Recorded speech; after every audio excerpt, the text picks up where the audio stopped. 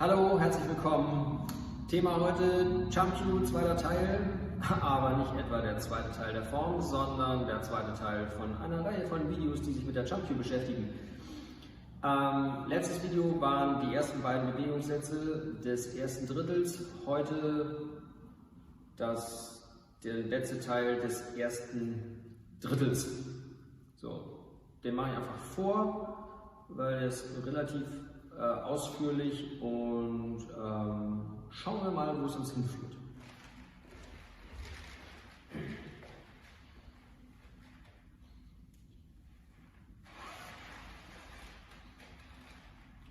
So, wir hatten die ersten beiden Bewegungen gemacht, die ähnelten in Teilen des Hin und Tau, aber eben aufgrund von manchen Details doch nicht. Und dann geht es wie folgt weiter.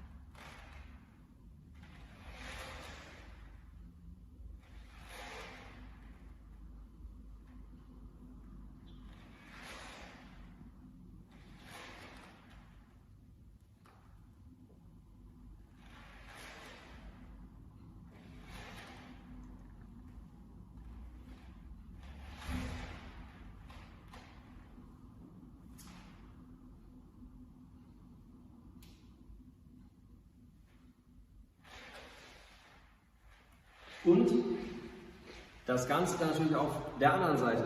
Was bedeuten würde, nach dem hier geht es erst nach rechts, dann nach links und dann nach rechts und so weiter. Und es wiederholt sich, bis man dann diesen Teil beendet hat. Und das beendet dann gleichzeitig das erste Drittel der Form.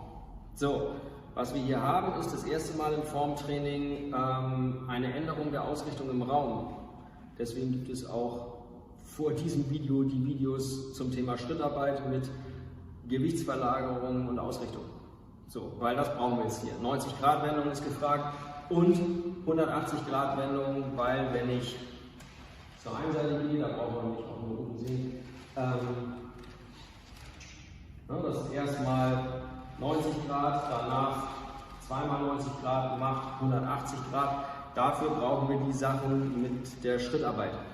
So, deswegen ist es auch wichtig, dass ihr hier bei der Ausführung darauf achtet, die Details der Schrittarbeit auch in der Form zu integrieren und nicht irgendwie da durch die Gegend zu äumeln, sondern macht das Schritt für Schritt. Dim, dim, ching heißt irgendwie das Motto, was so viel heißt wie jeder Punkt möge klar sein. Und je mehr Punkte ihr euch schafft durch einzelne Schritte, umso genauer könnt ihr die Bewegung ausführen und umso besser versteht ihr, was der Körper da eigentlich tut. So, ja. Als kleines Beispiel, wenn ich hier bin,